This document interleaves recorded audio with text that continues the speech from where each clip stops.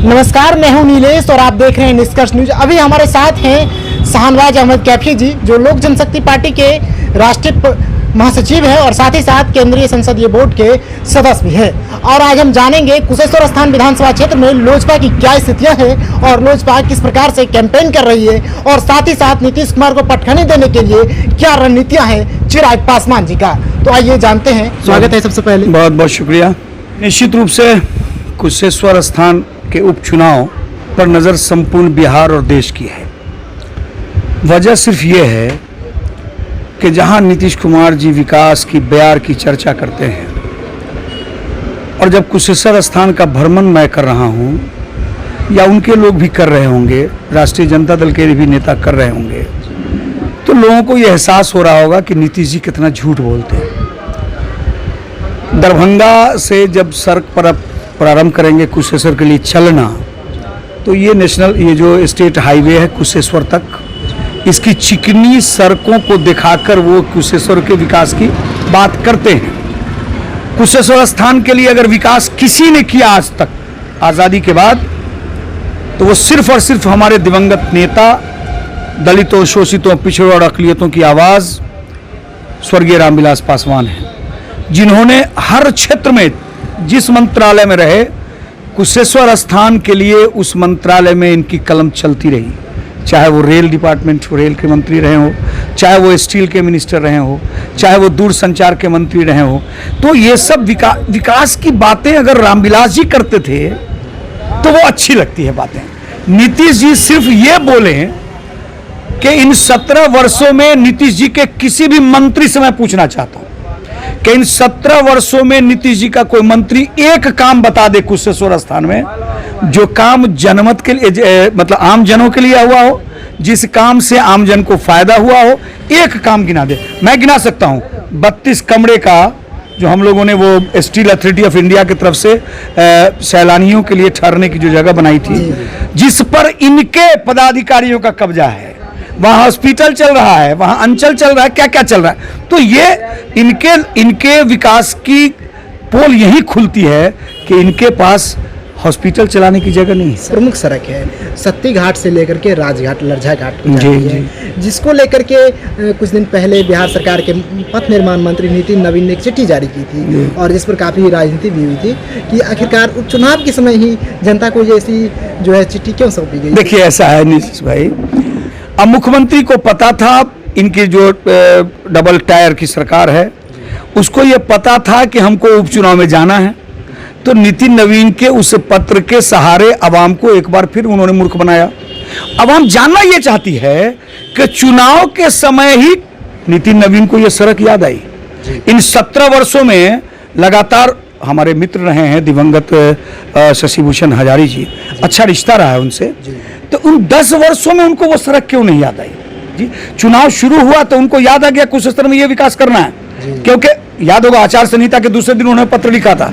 तो हमारा कहना यह है कि अब कुशेश्वर की जनता इतनी भी भोली नहीं है कि इनके पत्र के जो पत्र उन्होंने लिखा है उसको विकास मान जाएगी। और हम तो नीतीश जी के मंत्रियों को कहते हैं, भाई मेरे 365 दिन पढ़ाई करते तो चुनाव के समय बाप बाप नहीं करना होता। हम अंजू देवी जो हमारी उम्मीदवार है, क्या क्लेवर है उसको, क्या मतलब संयम है, क्या व्यवहार है उसका, और क्या कॉन्फिडेंस है। आपको मैं बताऊं कि लोक जनशक्ति पार्टी, आपको शायद, आप तो पत्रकार हैं, सभी 3200 पंचायत का आपको आइडिया है, सभी पार्टियों की एक्टिविटीज को आप देख रहे होंगे। हम जान रहे हैं कि सदा इनसे रूठ गया। हमारा जो राम वोटर है हमारा, वो वोटर भी इनसे छूट गया। माइनॉरिटी का हाल ये है कि जय श्री राम भी आप ही करिएगा, मुसलमान भी आप ही को सलाम करेगा। पासवान निश्चित रूप से इस देश का पासवान एक आदमी को अपना नेता मानता था, जिसका नाम था रामविलास पासवान, और उसके बाद अगर किसी को अपना नेता मानता है वो आदरणीय चिराग पासवान जी। किस वोट पर आप अंगड़ाई ले रहे हैं? और जहां तक इनके समुदाय, जिस समुदाय से नीतीश जी आते हैं, उनको भी पता है कि हमको भी इसने ठग लिया है। तो इस बार जनता ने तय किया है कि नीतीश जी ने जैसे बिहार के लोगों को ठगा है, 2 नवंबर को कुशेश्वर की जनता भी इनको ठगी का प्रमाण पत्र दे देगी। सर, एक महत्वपूर्ण सवाल है कि पहले लोजपा का बंगला होता था, अब बंगला नहीं है, हेलीकॉप्टर है, क्या इससे कोई प्रभाव पड़ेगा? बंगला को सीज कराने में नीतीश की साजिश है, ये पूरा बिहार और देश जानता है। आदरणीय चिराग जी के चाचा हम लोग के आदरणीय नेता थे पारस जी, उन्होंने स्वीकारा है कि हमने बंगला को सीज करा दिया। आपने अगर टीवी पर देखा होगा साक्षात्कार, तो यहाँ की आवाम तैयार है कि आपने चिराग जी के पीठ में छुरा भोंका है और मतदाता तैयार है आपके पीठ में छुरा भोंकने के लिए। बदला लेगा और ये बदला 2 नवंबर को। और ऐसे भी इतिहास, आप सब तो पत्रकार हैं, पिछला इतिहास जानिए। वारिसनगर का उपचुनाव हो रहा था, नीतीश जी का एक उम्मीदवार था, कोई दूसरा नहीं था, महसूल हजारी के ही परिवार के लोग, और हमने विश्वनाथ पासवान से हरा दिया था।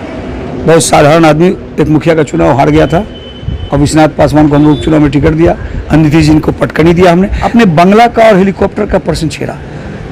हेलीकॉप्टर का निशान जिस दिन आया ना, उस दिन से लग गया कि चिराग के अरमानों को पंख लग गया। और यहाँ की जनता हेलीकॉप्टर, अब सिंबल में क्या आएगा 16 को पता चलेगा कि ईवीएम में क्या निशान होगा मेरा, लेकिन हेलीकॉप्टर छाप आम जनों में पहुँच चुका है। और यकीनी तौर पर जब चिराग जी ने ठान लिया है कि ये मेरा घर है, मेरा उनका नानियाल होगा, तो अपने नानियाल में वो आएंगे और बाबा के दर्शन के बाद अपने चुनावी कैंपेन की शुरुआत करेंगे। संभवतः 18, 19, 20 चिराग जी यहीं होंगे, फिर बाद में आएंगे। और हम जब समझते हैं कि अपने उस युवा नेता की तरफ जब बिहार की लोग की आवाम देख रही है, तो चिराग जी को कुशेश्वर की जनता यकीनी तौर पर शुरुआती आशीर्वाद देगी और उस उपचुनाव में अंजू देवी अच्छे बहुमत से चुनाव जीतेंगे। 5 जुलाई से आशीर्वाद यात्रा पर निकले थे और जिस तरह से आम जनों का समर्थन मुझको प्राप्त हुआ, और हम निश्चित रूप से बहुत उत्साहित हैं। और आपका सवाल वाजिब है कि क्या वो उत्साह यहाँ लगातार बना रहेगा। तो चिराग जी का जो विज़न है ना, बिहार फर्स्ट, बिहारी फर्स्ट, उस विज़न को जब लेकर हम लोग 2020 में गए थे, और हम लोगों को नीतीश कुमार हम लोग को टारगेट क्यों किया हुआ है, क्योंकि हम लोगों ने कहा कि नीतीश जी का जो 7 निश्चय है ना, जिसमें जल नल भी है, हमने कहा कि 7 निश्चय की केवल संपूर्ण बिहार में ईमानदारी से जांच हो जाए। तो नीतीश जी के कई पदाधिकारी, उनके कई मंत्री, अब हम नहीं कहेंगे कि नीतीश जी भी, लेकिन सलाखों में रहेंगे। तो वो 7 निश्चय तो इनका पीछा कर रहा।